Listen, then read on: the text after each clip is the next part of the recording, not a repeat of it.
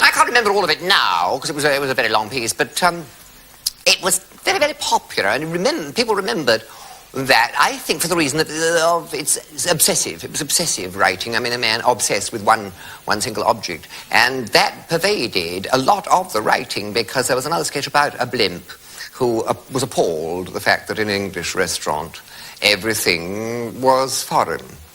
And he couldn't stand all this foreign muck. And there was a marvellous opening, because the waiter said, good evening. I came in with this girl to have this dinner. And the waiter said, good evening, table à deux, what table for two? And my line was, what do you mean, a due? A due? Then just arrive. What are you talking about, a due? And that was the beginning of the sketch. And then he offered various French things and Spanish things, and he objected, the man, strongly to everything. And said, none of your Spanish muck. Or dirty old bishops trying to do their filthy hands on Gibraltar. Now they're for me. Would you like something? Hofratsch and Spargelgrenouille. What's that? It's flown from Bonn. Barry Bosch selling you their second-hand vegetables. One minute they're bombing you, the next minute they're selling you their second-hand vegetables. Irony Bosch muck. And he got very angry about that too.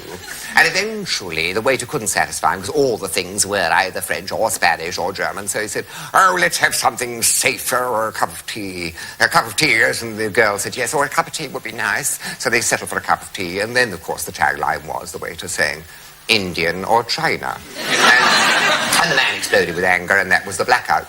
And I did this sketch because we were asked by CND to take part in a charity-raising performance with Sheila Hancock. Now, the girl I'd originally played with, Sheila. And we sat there doing this sketch, do you see? And, of course, not in your own theatre and somebody else's, you were relying entirely upon their technicians. And when it came to French or the Indian or China tea line, the blackout should have happened, you see. I was supposed to explode, and there was blackout. No blackout came. And we were sitting there, you see. And he said, Indian or China. I said, well, no line. I said, how dare you? What do you mean, India? Tea is English. It's grown on the Cotswold Hills.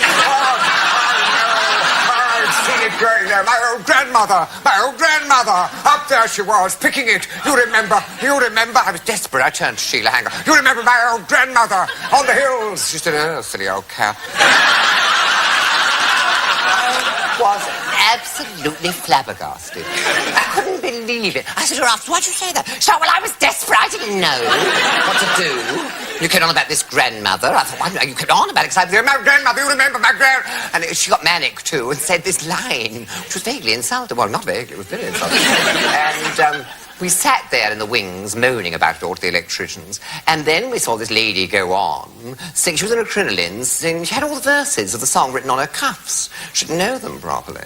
And she was singing this song, I Won't Be a Nun. Oh, I won't be a nun, I will live a life of pleasure. And the chorus is, I won't be a nun, no, I won't be a nun. And she was singing this song.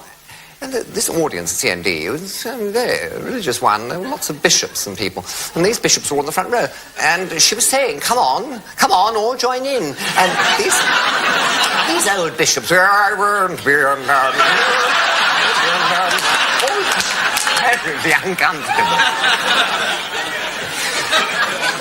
So then after that, you see, I did do a whole show with Sheila. It was called 1 over the 8. And while I was doing that, I was running backwards and forwards while I was doing that, because I was coming from, that was the Duke of York's, and I was coming from the Playhouse where I was doing Hancock's Half Hour. And Hancock's Half Hour was my first real radio series, long series. And I was 4 years with Tony. And this particular venue, the Playhouse Theatre, which now they don't use it anymore, I think it's empty. There was a break in the pipeline. Couldn't get the recording line to Broadcasting House, so they said, would you fill in?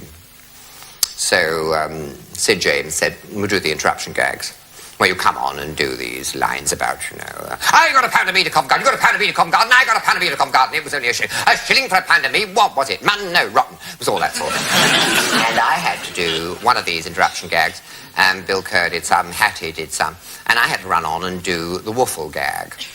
I had to come on and say, I am sprinkling dust. I am sprinkling dust to kill the wild elephants. I am sprinkling woofle dust to kill the wild elephants. So I was doing this, sprinkling woofle dust. And Hancock was to say, well, there are no wild elephants around here, and then I was to say, well, this isn't real waffle dust. That was the gag. And I know it sounds awful, but we used to go quite well. But he was supposed to say, what are you doing, when I did all this?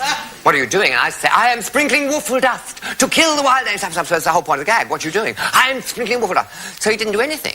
And I was going like this. So I said, ask me why I am. We all know what you are. Got a bigger laugh than the original. Much bigger laugh. And then, do you see? No, it's true. It happened.